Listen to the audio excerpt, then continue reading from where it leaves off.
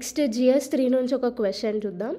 Ransomware attacks and cyber espionage are growing threats to national security. Discuss the evolving nature of cyber threats faced by India and suggest potential solutions to enhance cyber security measures. So ఇక్కడ first మనం నేర్చుకోవాల్సిన రెండు words ఏంది, ransomware అంటే ఏంది, ఎస్పియోనేజ్ అంటే ఏంది.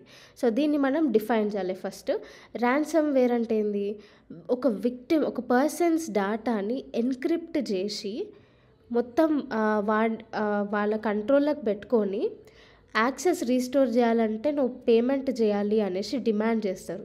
So ఈ యాక్ట్ని ర్యాన్సమ్వేర్ అని అంటాం. సైబర్ ఎస్పియోనేజ్ అంటే అన్ఆథరైజ్డ్ యాక్సెస్ తీసుకొని కొన్ని సెన్సిటివ్ ఇన్ఫర్మేషన్ని చోరీ చేయడాన్ని సైబర్ ఎస్పియోనేజ్ అని అంటారు. ఓకే, ఎస్పియోనేజ్ అంటే స్పైయింగ్ అనమాట. ఓకే, సో ఈ రెండు థ్రెట్సే నేషనల్ సెక్యూరిటీకి.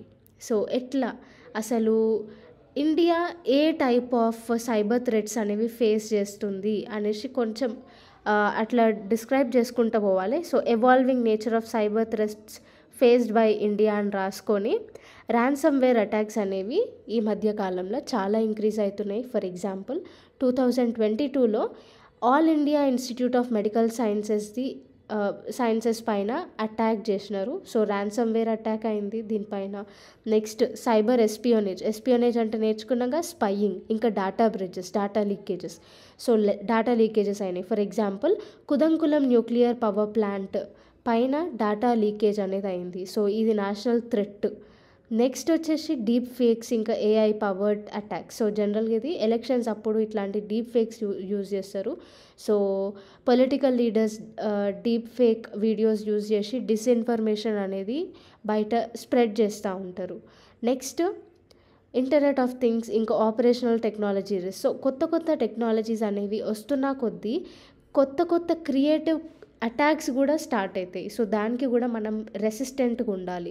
నెక్స్ట్ డాక్సింగ్ అంటే సెన్సిటివ్ ఇన్ఫర్మేషన్ లీకేజెస్ని డాక్సింగ్ అంటారు. నెక్స్ట్ హ్యాకింగ్ ప్లస్ హ్యాకింగ్ అనేది సోషల్ ఇంకా పొలిటికల్ పర్పస్లో చేస్తే దాన్ని హ్యాక్టివిజం అంటారు.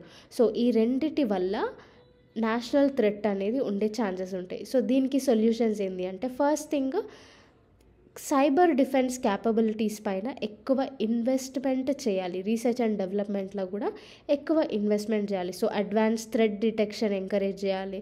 స్కిల్డ్ సైబర్ సెక్యూరిటీ వర్క్ ఫోర్స్ని డెవలప్ చేయాలి. Next cyber security sandboxes and deception grids. So ఇవన్నీ సైబర్ థ్రెట్స్ని అనలైజ్ చేయడం, డిటెక్ట్ చేయడం, ఇవన్నీ పనికొస్తాయి అన్నమాట. Next bug bounty program. So ఇదేంటి అంటే మన ఇండియన్ గవర్నమెంట్ ఒక ప్రోగ్రామ్, ఈ గవర్నెన్స్ ప్లాట్ఫామ్లో ఎథికల్ హ్యాకర్స్ని మళ్ళా సెక్యూరిటీ రీసెర్చర్స్ని ఐడెంటిఫై చేసి వాళ్ళకి ఇన్సెంటివ్స్ ఇచ్చి వాళ్ళని ఎంకరేజ్మెంట్ చేయాలి. సో దట్ ఏంటి అంటే ఫ్యూచర్లో ఏమైనా థ్రెట్స్ వచ్చినా కానీ వీళ్ళు దాన్ని కనుక్కొని దాన్ని రిజాల్వ్ చేసేస్తారు. సో అట్లాంటి పీపుల్ని, ఎథికల్ హ్యాకర్స్ని, సెక్యూరిటీ రీసెర్చర్స్ని మనం ఐడెంటిఫై చేసి వాళ్ళని ఎక్కువ ప్రమోట్ చేయాలి.